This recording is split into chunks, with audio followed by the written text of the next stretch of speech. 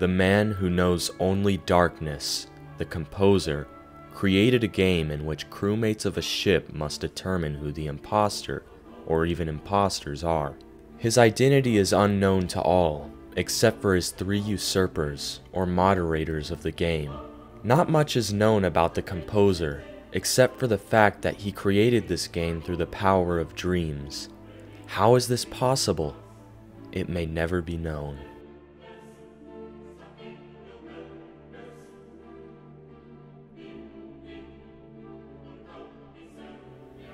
The original 10 is a group of 10 players who were the first to partake in the game. Supposedly by their own choice, they played the game, acting like beta testers for it. None of the original 10 are known, but they do have an active forum online in which they talk to each other about the game.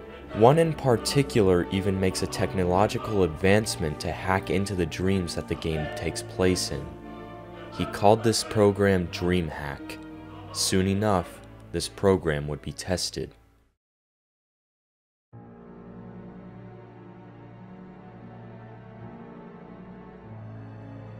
The first official game consisted of 10 crewmates against 1 imposter. In the end, the crewmates were unsuccessful and lost to the imposter, Link. Although Link did not have the heart to kill at first, something awakened in him that gave him the instinct to do so. He snaps out of that strange power after winning, and wakes up. Searching for answers, he eventually finds the original 10 forum online, and makes a deal to meet up with one of them in person. He waits till the next day to do so.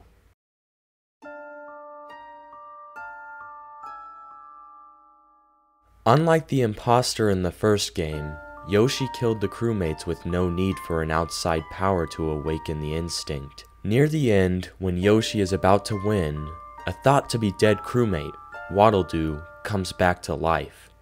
He reveals that he actually faked his death by using holographic footage from the security camera. Mario and Waddle-Doo eject Yoshi and wake up, but not before Waddle-Doo gives a cryptic message to Mario, as if he knows more than he lets on. When Mario wakes up, he brushes it off. After this game is when Link decides to meet up with the DreamHack creator. Before speaking to him, Mickey gives Link a call describing the second game. Link realizes what he's talking about, and knows that he cannot let this game continue. Link then talks to the DreamHack creator, and learns much about the program and the game itself. He also sees that there's a game currently going on, and his friends are in danger. He volunteers to test the program and save his friends. The only way to do so, however, is to go in and wish that they would not have to play anymore, but at the same time, killing them.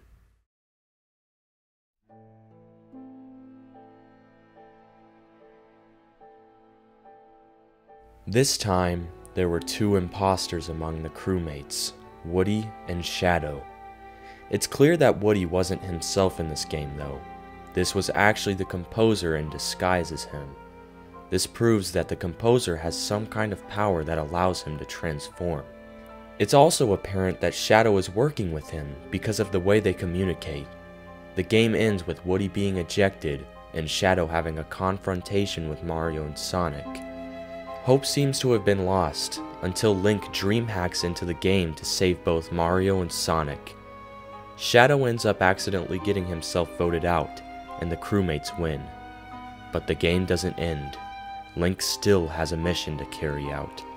So, Link gets the DreamHacker to wake Sonic up as he kills Mario to wish him out of the game. Mario wakes up, now starting to seriously question what's going on with the game.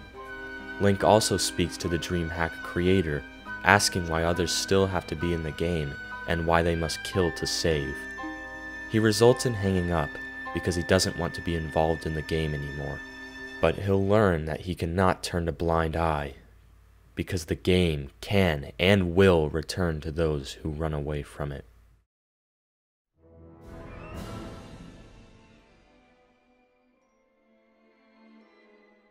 The game now consists of 15 total players, including 3 imposters, Shrek, Callie, and Sephiroth.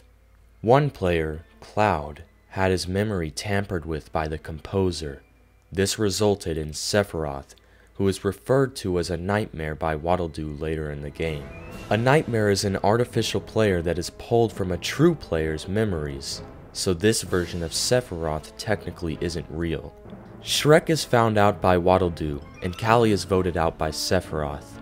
The only reason he voted her out was because, despite not being the real thing, he shared the same ego and maniacal nature of Sephiroth. He wanted to fight Cloud alone, which would end up being his downfall. It's revealed near the end that Nightmare Sephiroth had a plan to revive himself in the real world through the game. As of right now, it's unknown how exactly it would have been possible, but since this Sephiroth was constructed by the composer, he must have some knowledge about the game and how he can bring himself back. Unfortunately for him, Cloud finds out through Waddle-Doo that a sacrifice can be made to win the game and keep them out forever. Sephiroth also can't exist without Cloud, so everything lined up. So, Cloud sacrifices his life to save Waddle-Doo and defeat Sephiroth. The game is won, but Waddle-Doo feels despair. He has been part of the game for a while, proven by the fact that he has the composer's number. This reveals that Waddle-Doo has worked with the composer in some way in the past. He attempts to call the composer, but nothing happens. After that, he decides to meet up with Cloud and make a plan to take down the composer for good.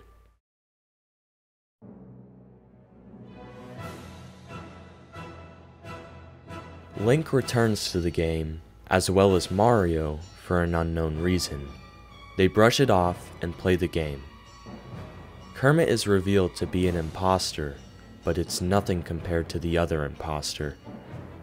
It was unknown that there was another, because the other was a dream hacker, being Joker. Joker met with the DreamHack creator because he wanted to end the game.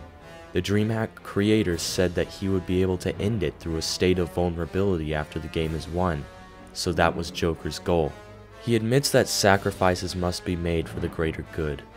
Mario refutes this argument though, saying that the game is basically a real-life experience and mental trauma comes with it. He won't allow another person to die in this game. So Mario and Joker fight until Joker realizes his wrongs. Joker decides to give Mario info about the game, until Shadow rushes in to stop him. Joker barely escapes the game with his life, but Shadow remains. He reveals to Mario that he is one of the 3 usurpers, moderators of the game. Mario is left confused, but wakes up soon after. He thinks it's a good idea to meet up with Zelda and Link, so he does. They all decide together that DreamHack must be stopped, because even though it could end the game, the amount of sacrifices needed to do so are just not worth it.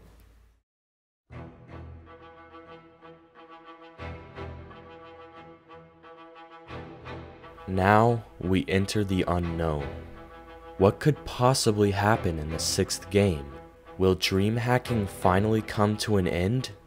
Will the DreamHack creator be revealed? Where are Cloud and Waddle-Doo? And will they really confront the composer? Perhaps some of these questions, and more, will be answered in Among Us Plush version 6, coming in March.